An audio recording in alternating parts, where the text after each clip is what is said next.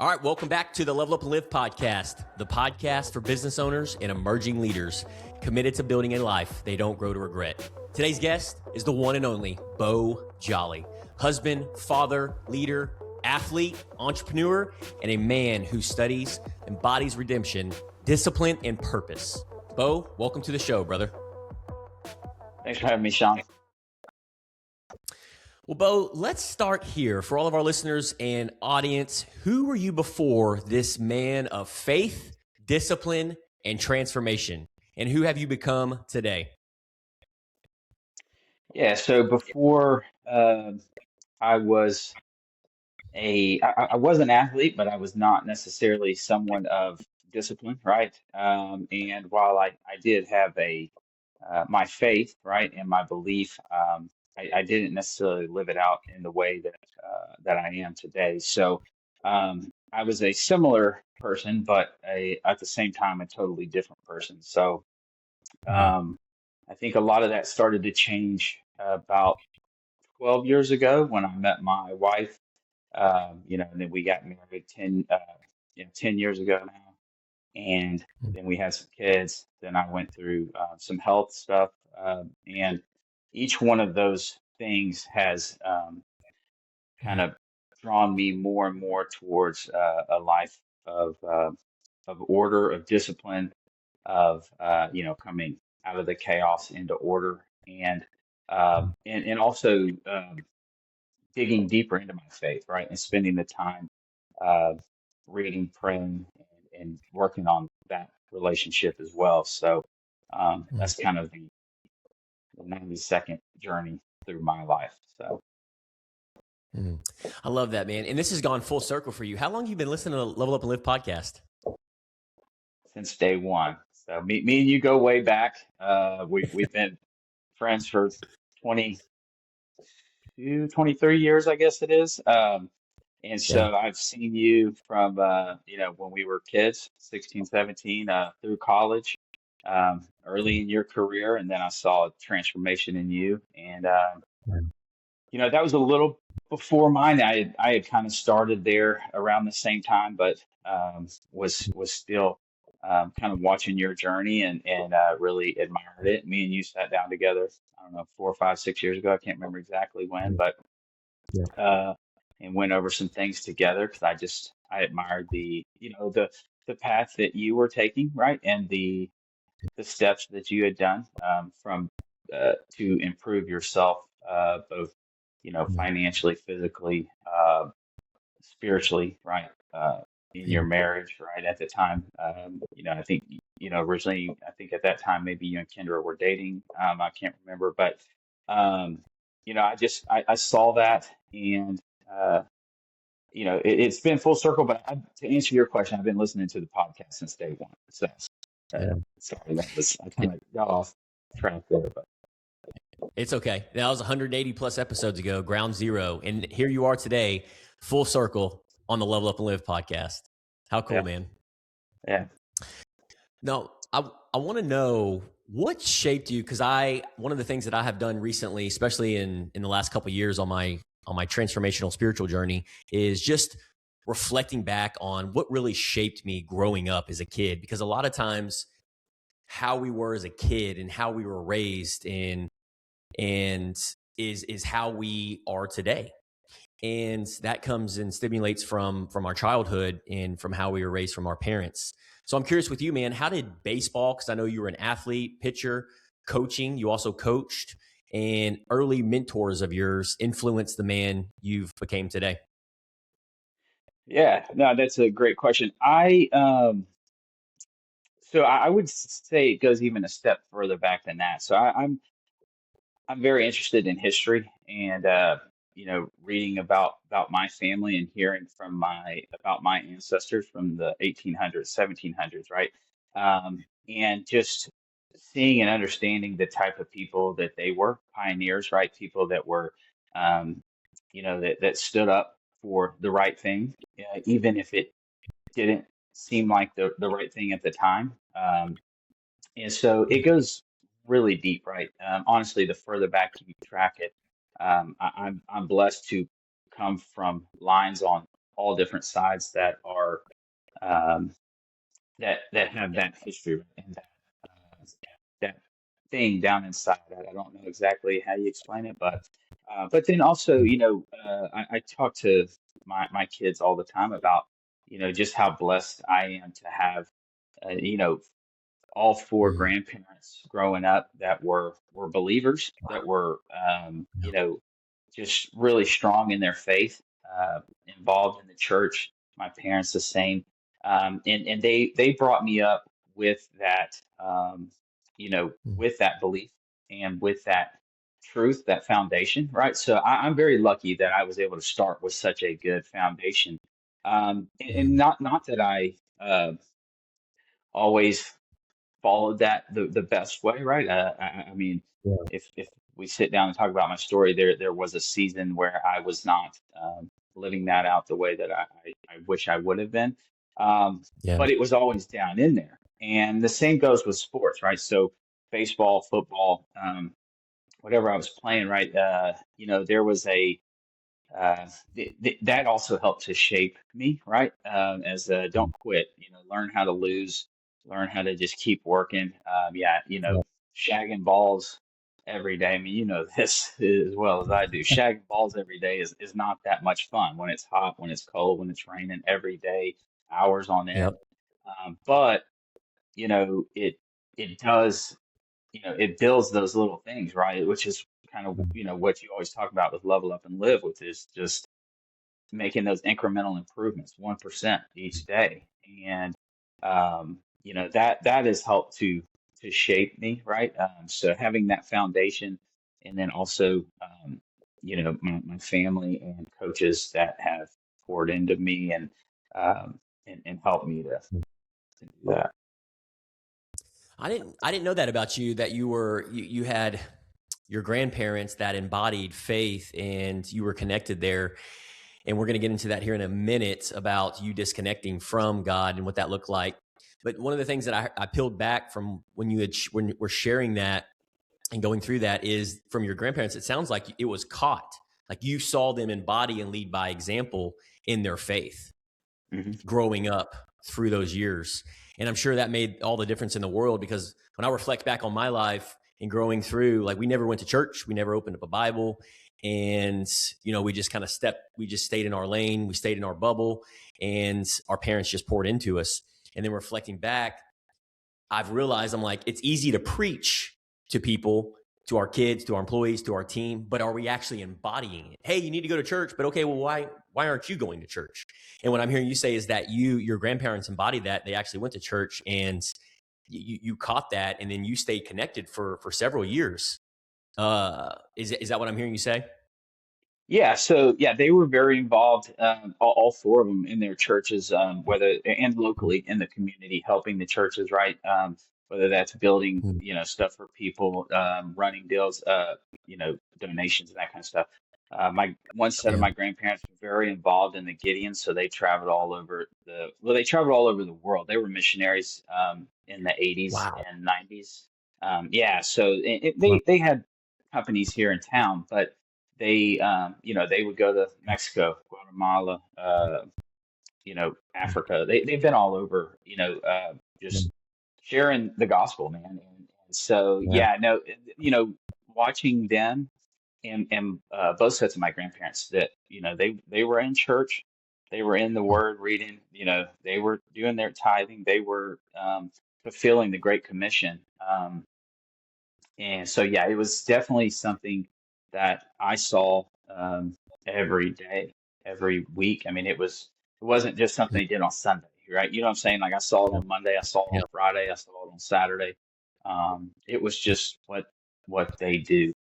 So. Hmm.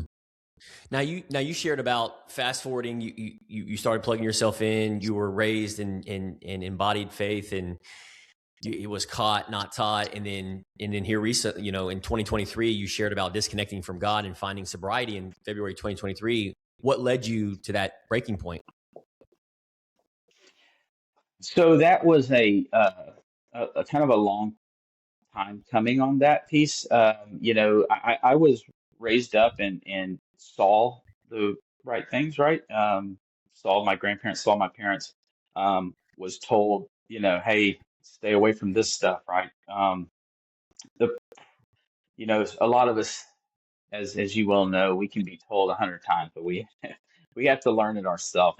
And so some of that goes to also who you're surrounding yourself with, right? So I started to hang out with this person and then that person, right? And the next thing you know, and it's little things, right? Just I think most people would agree. It's you don't just one day wake up and you're separated this far from God, right? It's like just this Yeah. one step, but I'm still right Yeah. here, right? And then it's Yeah. like, oh Yep. wait, that one step, and then and next thing you know, right, it's like an airplane that takes off 2 degrees of difference, right? It's like, well, it'll change the entire it'll go from LA to San Francisco or something, you know what I mean? Just by a minor alignment, right? So um, Mm. it's that's what happened to me, right? Was one little thing after another, after another, after another, and then I was diagnosed with diabetes in 2019, and so that started I had already started on a transformational journey, just uh, through marriage, right? So me and my wife coming together, she started to make me a better human being, right?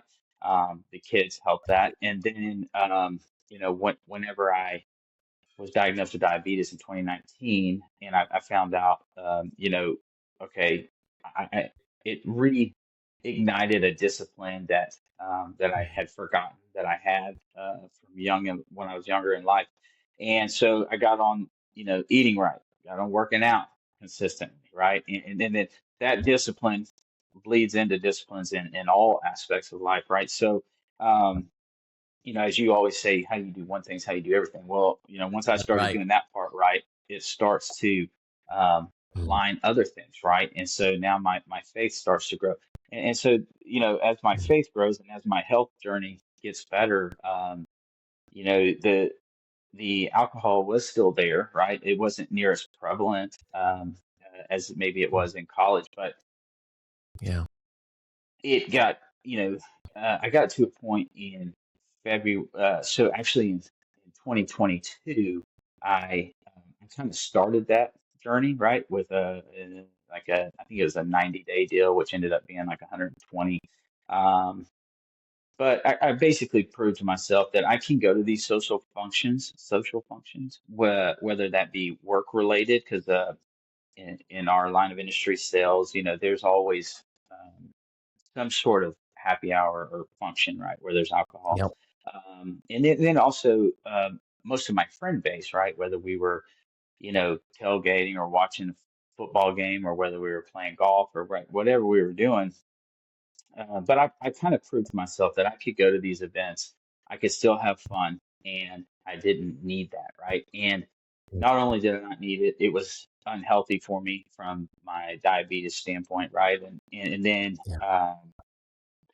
also one thing that I didn't realize is even though I had cut it out or cut it back significantly, there was still a barrier uh, Mm. between my relationship with God, right? It could never be as Mm. fully intimate as it Mm. is now with that, without Mm. that there, right? And so that was Yeah. something that I don't know if I expected that. I guess I did because I remember that morning it was like 3 a.m. and I just, I prayed to him. I said, man, take this desire from me completely, please. I don't ever want Yeah. to do this again.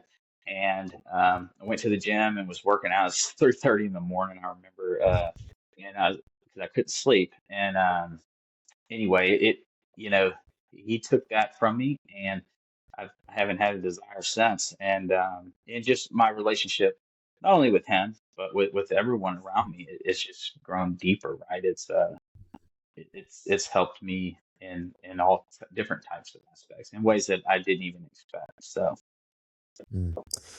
So I think you were transitioning into my next question here. That you had made a quote. That you had said this in your bio that you took the parachute off your relationship with God. So what does that mean in your everyday life now? Because I'm curious, just as a spiritual someone that's a student in the game trying to be a more spiritual, grounded Christian business leader. And I resonate so much with that. What does that actually look like, taking the parachute off your relationship with God? And how does that show up in your everyday life? I'm curious on how that looks for you, man, just for selfish reasons. Well, I think there's a bunch of different things, but one is, I don't wake up in the morning feeling bad anymore, right? I'm able to wake up in the morning and spend that time in prayer, spend that time in the Word. I don't have to, and I'm not saying that drinking was necessarily a sin, right? I'm not saying alcohol is a sin, but I never could just have one drink, right? I was not that Yeah. guy. And so what would happen is I would go into a point of, um, you know, drink to a point of drunkenness, right? Which is obviously in the Bible is a sin. So, um, Mm. and it just, for whatever reason, I feel like, and I heard it one time, that it's basically like a triangle, right? You've got, the more you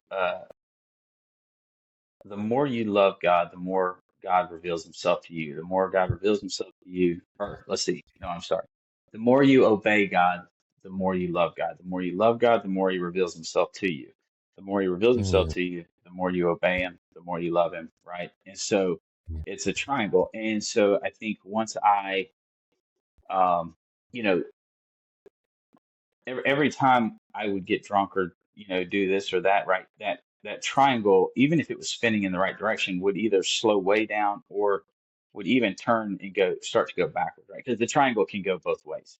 And Yeah. so the less you love God, the less you obey him, the less he reveals himself to you, right? And then you're doing that number. So, but to obey him in this aspect of my life, at least in our relationship, it allowed me to love him that much more, which allowed him to reveal himself that much more through his scripture. Um, and, uh, and so anyway, that just helped that triangle to pick up momentum, right? So I guess maybe that's what I was kind of referencing as far as the parachute coming off, right? I try to stop the slowdown of that triangle or the reverse of it, right? So the more I can get it going this way, it starts to build that momentum, and that's what I feel like has happened for me since then, right? Since 2023. Now, for someone listening who feels stuck or ashamed or going through something similar that you have went through, going through, what would be that first step towards rebuilding?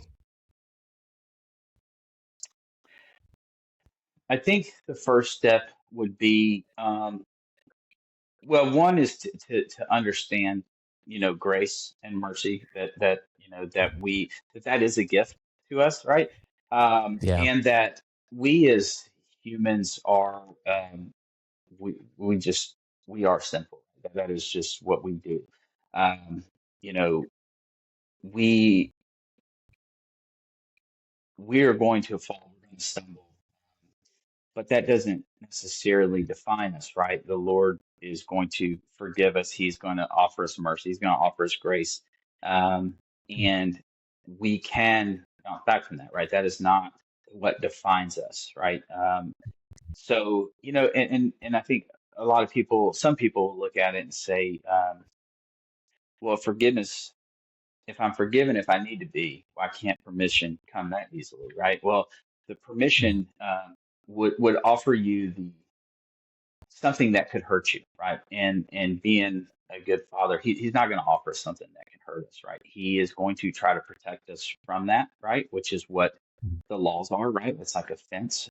It's not a fence to keep us caged in. It's a fence to keep the things out, right? And to try to Yeah. help protect us.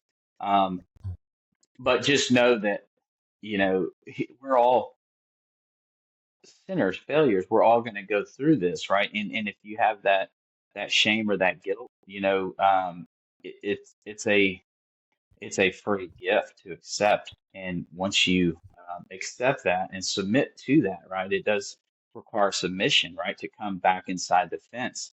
But once you're back inside the fence, right, he is protecting you, right? He is your protection against that shame and that guilt, right? Yeah. Because the world and the the demonic powers out there are going to use your guilt and your shame to uh, to steal, kill, and destroy, and also to keep you from being able um, to help uh, grow and fight on behalf of his kingdom. Right? So it wants to basically self-sabotage you to where you're focused on you and you're Yes. not focused on others and giving to them, right? Which is um, basically what Jesus commands us to do. Yeah, I mean, I guess that would be. I'm not sure if I answered your question necessarily, but Yeah, no, for sure. No, a couple things that I pulled away from is give yourself, first step, give yourself mercy and grace, understanding we're just a human being and we're going to make mistakes, we're going to make errors, and own up to them. Right? It's that unapologetic ownership, and then applying that faith-fueled grit, which is a key core value of mine, especially at Level Up and Live.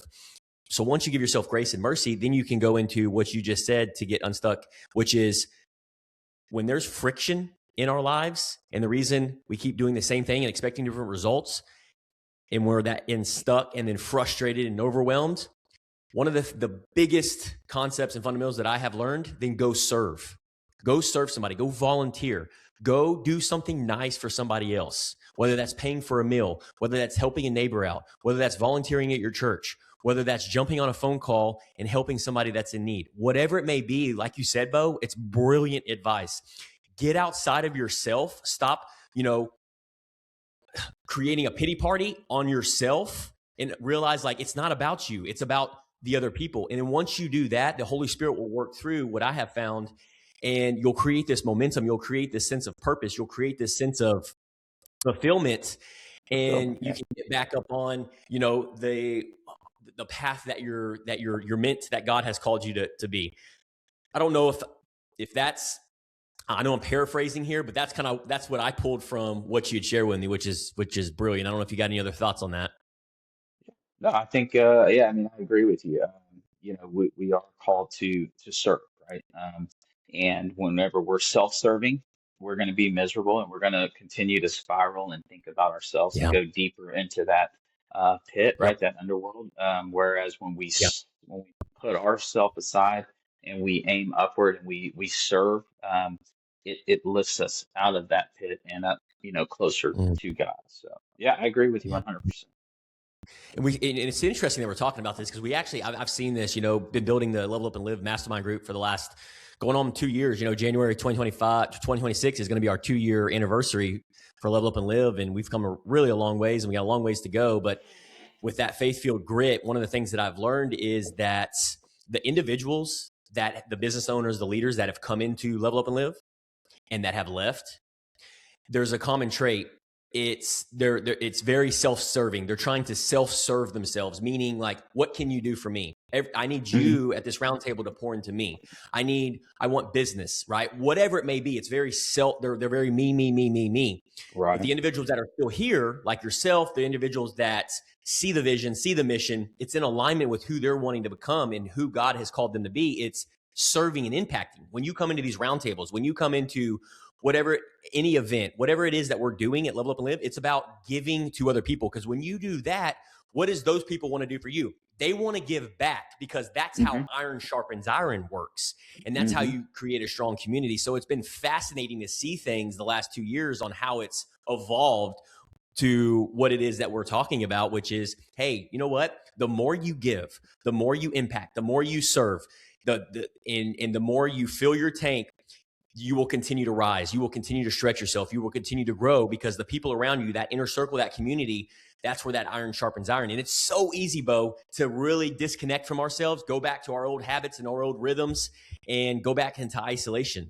It's easy to do that. And that's one of the things that I'm against at Level Up and Live is no. We don't do that here. We need to challenge each other, support each other, guide each other, and men like you, Beau, I just love being on this journey with, and I'm just so glad God has worked through both of us. And here we are today, finishing up 2025, and now you're done a full circle on the Level Up Live podcast and sharing your heart. I'm just listening to you, and I know our listeners and audience are as well. We're just like, who is this man? And he's, it's the child of God. It's the man that's continuing to work on himself and pour into other people, and then allow people to pour into him. That's what it's all about, man. So as you can tell, I'm fired up. Yeah. Well, I've seen you since we were kids. You've watched me since we were kids. So I mean, it's right. yeah. We both see each other's path, and to see where we're at today is it's by God's grace. So. Yeah, it's been pretty special to see how it's come together. They're always, you were kind of in your journey, building your family and putting one foot in front of the other. And you've always had that entrepreneur spirit, and you've always leaned in. And, I've always kind of been doing my thing. And then here we are today. I feel like God is just pulling us more and more together. We're looking at opportunity in 2026 and what that looks like. You're living your life, your vision, your mission. Okay, so one of these next questions, man, it transitions perfectly into this next question on what we've been talking about with isolation, being stuck, frustrated, and what do we do with that? So I'm curious with you, Beau, from your experience, what do you believe men are missing most today? And how does brotherhood or community change that? Yeah, so I think the thing that men are probably missing the most today is accountability. So, we, and that's society as a whole, right? I think that the accountability for what you say, what you do, how you do it, has gone away, right? And things are much more, um, profit driven or, me centered, right? Again, back to the whole selfless versus selfish thing. But, it's something where, years ago, right, you lived in a community that was 100 people, 200 people. And when you did something, you did it with accountability to your name, right? They knew that Sean was making this widget, right? And so Sean was held accountable to do it good and do it right because he had to see those people at church or at HEB, right? Yeah. Whereas now, because it's become so global, right? And we're dealing with people in Florida and overseas, whatever. The accountability shifts, right? And so now Sean can make that same widget, but he doesn't have to hide from the guy in London, right? He's not going to ever see that guy. So some of that accountability has gone Yeah. away by the globalism. So, to me, that's where the brotherhood and the mastermind group and people like that can hold each other accountable for what you're saying, what you're doing, and is that in alignment, right, with really what you believe. So yeah, I think that is probably if I were to pick one thing, that's the biggest one. Well, Beau, man, I just want to thank you for your honesty today. You spending the time, energy, and effort to be on the Level Up and Live podcast. It's been a true honor. Your courage is definitely an inspiration to me, and your example, who you were in killing that old version and who you've become and being on this journey with you, whether that's seeing your story through social media, hearing about it at the roundtables, being on the podcast today, man. You're really the type of individual that it inspires me because it just wants me. It allows me and inspires me to want to be a better man because you're working on becoming a better man, not only for your team at the company that you lead, but for your home as well and your married life and your kids. I see you around your kids and how you are at the roundtables, and it's an inspiration to me.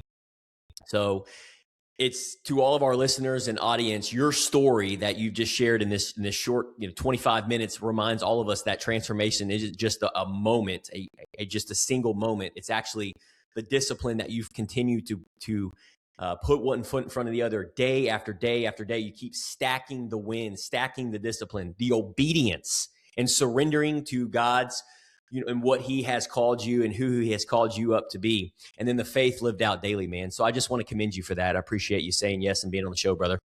No, thank you, Sean. I appreciate you, man. And yeah, it was like I said, day one. So I've been following it for a while. Now here I am on it. Couldn't believe that you asked me to do that. I appreciate it. Absolutely. You're a natural. Well, so you've been nothing but valuable today, just opening up, sharing your story. How can our Level Up and Live community, how can we support you, brother? Well, going back to the point that we were just talking about, accountability, right? That's the one thing I love about that group on Friday mornings is, these are other leaders and business owners in the community that are that can hold me accountable, right? Am I um, living my life and doing the things that I say that I believe, right? And are they aligning with what I say, or am I doing something totally different? So to me, it's the accountability. Guys such as yourself and some of the other guys there and girls in the at the round table. So just holding me accountable to continue to grow and to try to again aim upward and continue my journey there. So yeah, that's all I can ask for from the group is just hold me accountable. I love it, man. Speaking of accountability, my next question I'm going to ask you, right? What is it? Did you order that vision guide? Oh, you know what? Actually, I was looking at that the other day. I haven't ordered it yet, but I've already got the weekend picked out that we're going to go do that. So yes, yeah. I don't know when this There's is. your account. There's leading by example, Beau Jolly. Leading by Yeah, yeah. There you go. All right. Well, there's my accountability. I got to get on and order that today. So Fantastic. Well, to all of our listeners and emerging leaders, I just want to say I am grateful for you. Thank you for another entire year of just pouring into our emerging leaders and our business owners and leading by example and impacting with intention. My goal is for you to go out and take one thing away from Beau's journey today and apply it in your own life. Maybe it's choosing discipline, going through the pain cave, the suffering, and just being more obedient, prayer time, meditation. Maybe it's seeking community, mastermind group, coaching, or just one-on-one with a friend that's for coffee. Do not stay in isolation. Or maybe it's returning to your faith, kind of like what Beau has shared in 2023 and 2022 and going through that.